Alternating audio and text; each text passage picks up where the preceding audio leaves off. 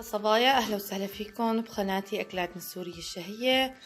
اليوم رجعت لكم فيديو جديد رح نسوي مع بعض المعروك الشامي بأسهل طريقة إن شاء الله، وبعجينة هشة وطرية ورح تحبوها كتير. خلينا هلأ نروح للمكونات صبايا. أنا هلأ هون بحتاج لكيلو طحين، بحتاج تقريبا ل6 كاسات طحين، وبحتاج كمان لمحلب معلقة صغيرة. حبيت فرجيكم الكيس، هذا هو المحلب الناعم.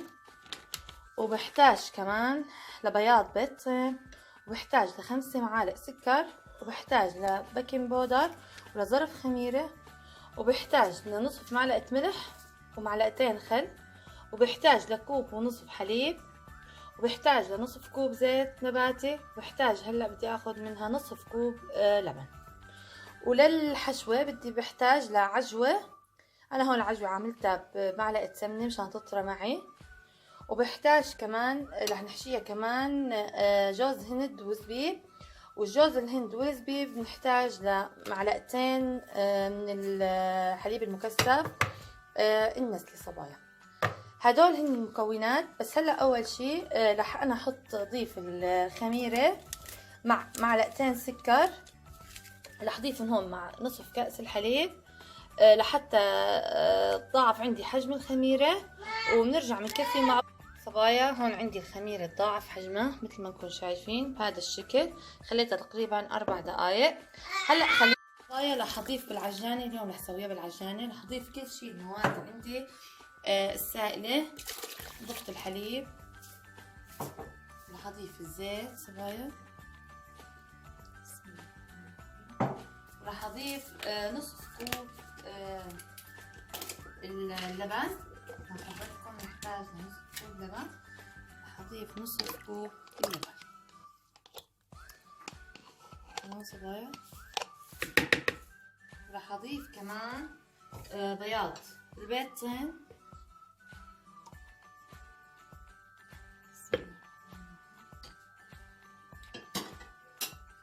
هلا هدول هن صبايا رح اخفقهم على الخفاقة.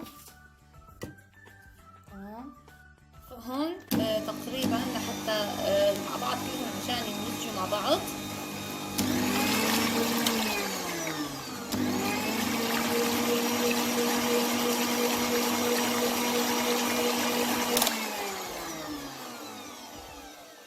بهذا الشكل صبايا. هلا رح خليهم 3 دقائق 4 دقائق مع بعضهم عشان كلهم يتفاعلوا مع بعضهم. على هيك صبايا رح اضيف مثل ما خبرتكم 6 كاسات طحين. رح انخلهم مع معلقة بيكنج بودر هذا الشكل. رح انخلهم. رح نحط كمان معلقة المحلب صبايا. فيكم كمان انه ما تضيفوها. هلا هذا الكيس انا عندي 5 كاسات طحين. رح نضيف كمان كوب طحين بصيروا 6 كاسات عندي. هلا بهذا الشكل رح نخلهم كلياتهم ونرجع. هاي صبايا رح اضيف معلقة المحلب الكبيرة مثل ما خبرتكم. حسيت كمان انه انا حطيت معلقتين سكر كبار كمان بقلب الخليط. هلا رح خليهم ينعجنوا مع بعضهم بهذا الشكل. رح نضيف اخر شي الملح. رح اضيف معلقتين الخل. تمام صبايا. خليهم ينعجنوا مع بعضهم حتى تصير عندي العجينة ماسكة.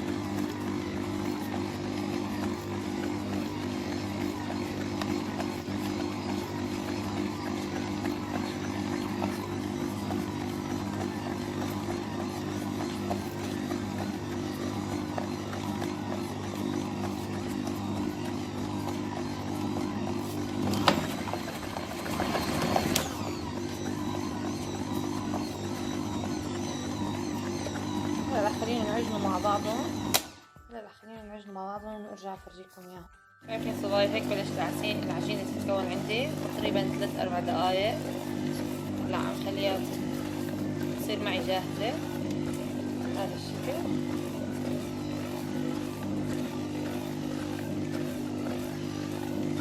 انا لا بدي اياها تكون بريئة ولا كمان قاسية كتير، وسط لينة.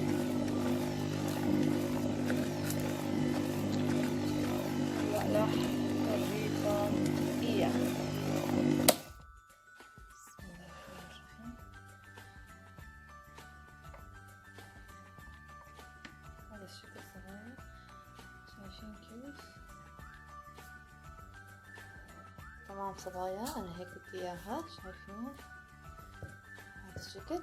هلا رح خليها، رح احطها بوعاء تاني ورح خليها بمكان دافئ لمدة ساعة تقريبا. ونبلش ان شاء الله نرجع نكون مع بعض طريقة القراص المعروف. خليكم معي صبايا ان شاء الله. هلا بنرجع بعد ساعة وبنكفي. صبايا العجينة صارت عندي جاهزة مثل ما انكم شايفين، نضاعف حجمها. هلا مثل ما خبرتكم للحشو نحتاج العجوة، وهون الجوز هند وزبيب، حطيت كمان تقريبا 3 معالق حليب مكثف، وبحتاج كمان لسمسم محمص. تمام صبايا، هدول هن المكونات اللي هلا بنحتاج. صبايا رح ناخد العجينة على حسب انتو القرص اللي انتو بدكم تعملوه. انا رح اخد هذا القرص بهذا الشكل. بسم الله الرحمن الرحيم. شايفين هذا الشكل صبايا؟ تمام. راح ادهن شوي هون المجلة بشوية زيت هذا الشكل صبايا. شايفين العجينة لينة؟ شايفين صبايا؟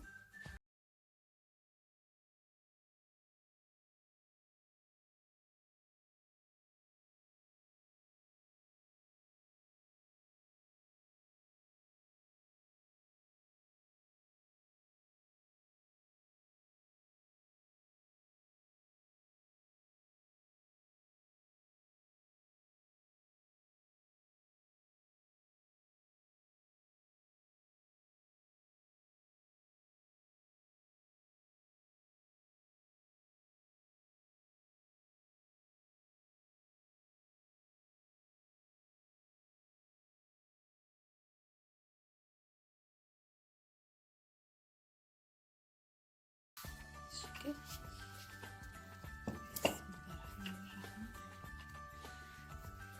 حتى تنفرد معانا كلياتها.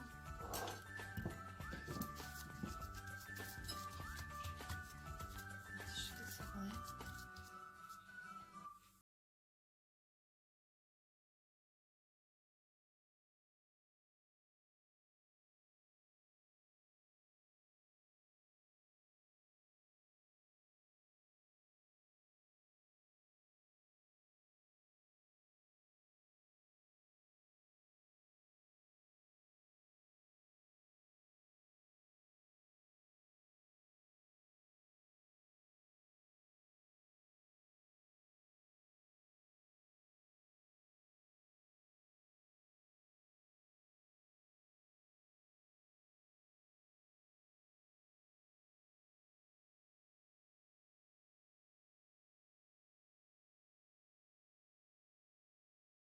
هيك تمام.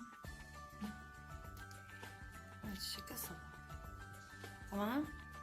هلا رح لف عليها بهذا الشكل. هذا الشكل. تمام. هلا رح اجيب مقص بهذا الشكل اللي بتحبوا بسكينة.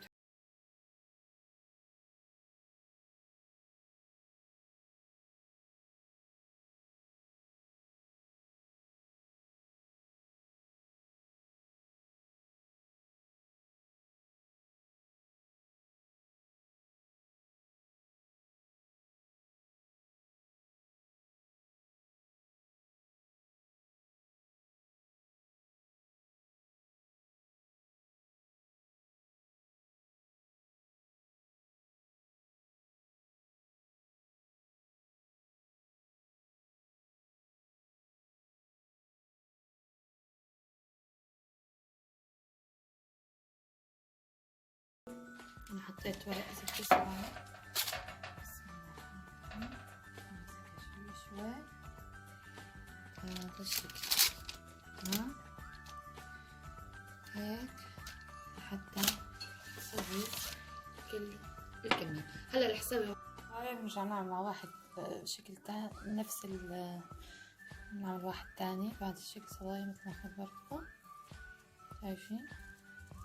رجع خبرتكم نعمل هلا هذا الشكل بعجوة. هلا رح نعمل مع بعض تاني مرة اللي بزبيب. تمام. هلا هيك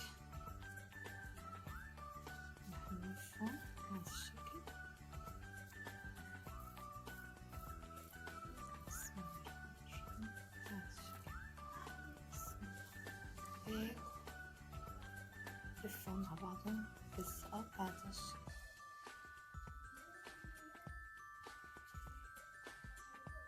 شايفين صبايا بهذا الشكل هيك لحتى اخلص كل الكمية اللي عندي بهذا الشكل. رح نسوي اليوم العجوة اللي بتمر عفوا.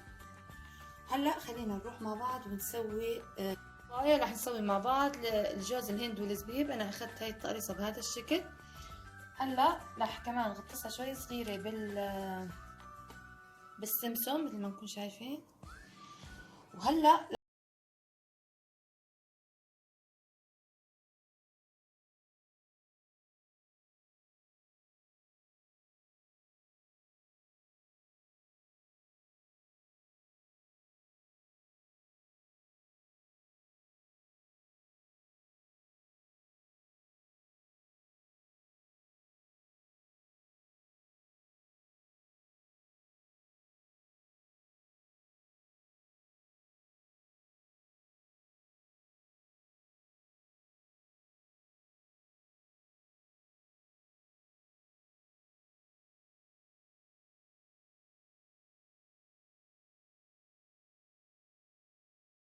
كتير منيح. هلا رح احاول اني رقص منيح عشان تطلع معي. انتو على حسب القرص اللي انتو بتحبوه صبايا بهذا الشكل. رح احط لها شوي تانية سمسم. اغطسها شوي بالسمسم. السمسم بيعطيني نكهة كتير طيبة بالمعجون. رح ارقها هلا شوي تانية بالشوبك صبايا، بس رقة صغيرة مو كتير بهذا الشكل.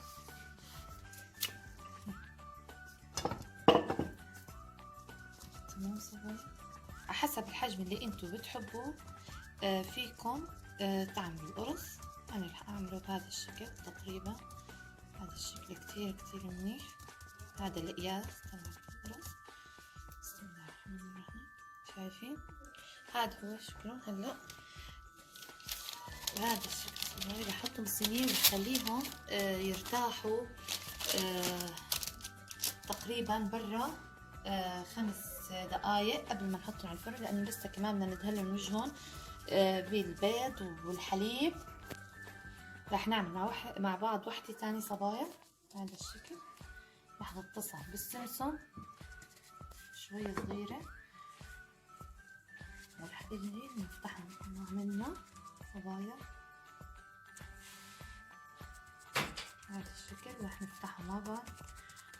قلت لكم نعملها بهذا الشكل. نحاول ان نسكرها ونخلي الدائرة تقريصة على شكل دائرة. تمام صبايا، مسكرها كتير كتير منيح عشان ما تطلع معانا الحشوة لبرا. بهذا الشكل صبايا. هلا رح اعمل تغطيسة صغيرة بالسمسم مثل ما عملنا شكلها بهذا الشكل. رح نسويها رقة صغيرة. بسم الله الرحمن الرحيم. هذا الشكل شايفين بهذا الشكل هيك لحتى يخلصوا كل الكمية اللي عنا. نرقها بهذا الشكل صغير هيك. هذا شكله شايفين. تمام. هلا هيك رح خليهم برا تقريبا 4-5 دقايق حتى يرجع عندي ضعف عندي حجمهم، وبرجع فرن. معاكم شكل تاني عجوة غير هداك الموديل اللي عملناه. كمان برجع باخد تقريصة منها بهذا الشكل. تمام. كمان رح اغطسها شوي صغيرة بالسمسم، بس هيك رقة صغيرة عشان تعرف معي بهذا الشكل. بهذا الشكل صغير رح رقة منيح حتى تنفرد معي.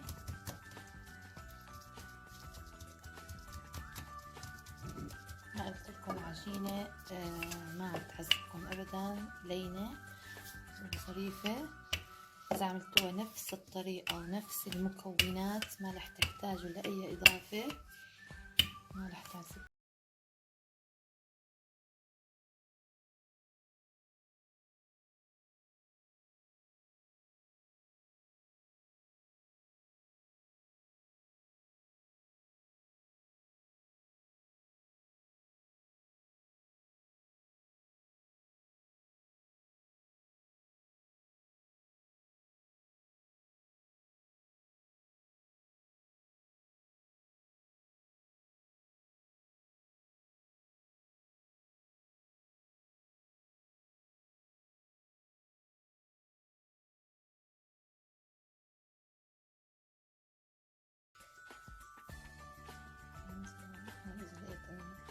ناقصة برجع أضيفها شوية عجوة بكسر بهذا الشكل. بدي عادي صبايا وبعملها بهذا الشكل. شايفين؟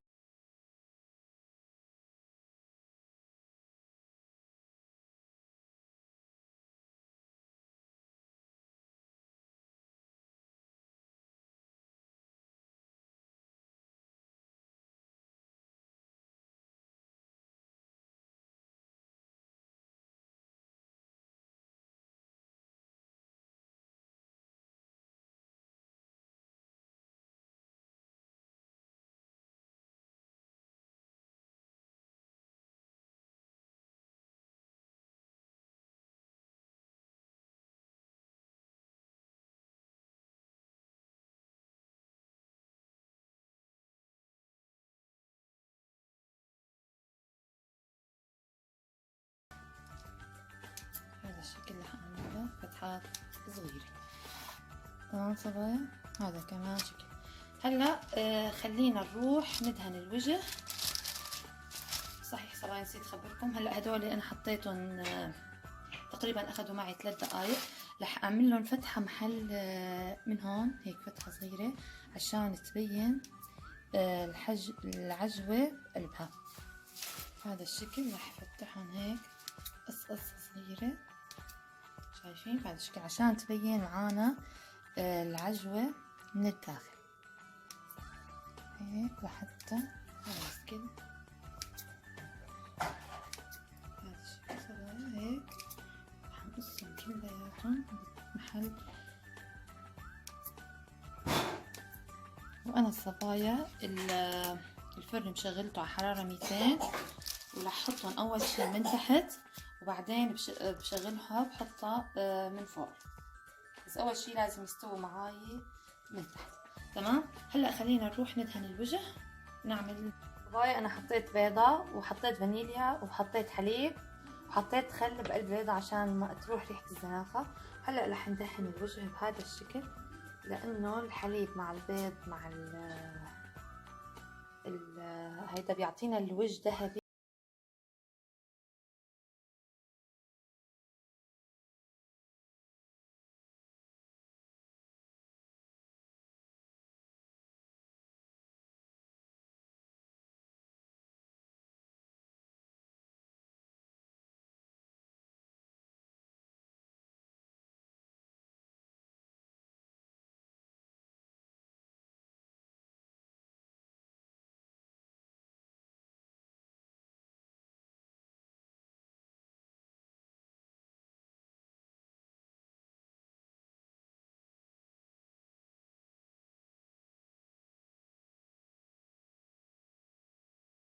هلا رح خليهم ليبردوا وان شاء الله. وهيك صبايا رجعت لكم من جديد وهي المعروكات خلصوا معي. هذا شكلهم النهائي. ان شاء الله تكون عجبتكم الطريقة وعجبكم المعروك وموديله ومنظره. هذا هو شكله صبايا. وان شاء الله اذا عجبتكم الطريقة تعملوا لي لايك وشير وتفعلوا زر الجرس ليصلكم كل شي جديد. وانا كتير بتشكركم على تعليقاتكم الجميلة اللي عم تشجعني اني انزل فيديوهات. بتشكركم من كل قلبي على كلامكم الحلو وعلى تشجيعكم الي. هدول هني صبايا شايفين، هدول هني. هاد حكينا بالزبيب وهيدا بالعجوة هيدا منظره، شايفين صبايا والريحة بتجنن، منظرهم روعة. هلا رح برجيكم قلبهم من جوا صبايا. هاد صبايا قلبهم من جوا طري وهش وكتير كتير طيبة طعمته، شايفين؟ شايف صبايا؟ هذا هو شكلهم النهائي. ان شاء الله يا رب تكون نال اعجابكم، وبتمنى منكم اذا عجبتكم الطريقة ان تكتبولي تحت بالتعليقات. وان شاء الله بشوفكم في فيديو جديد، والسلام عليكم ورحمة الله وبركاته.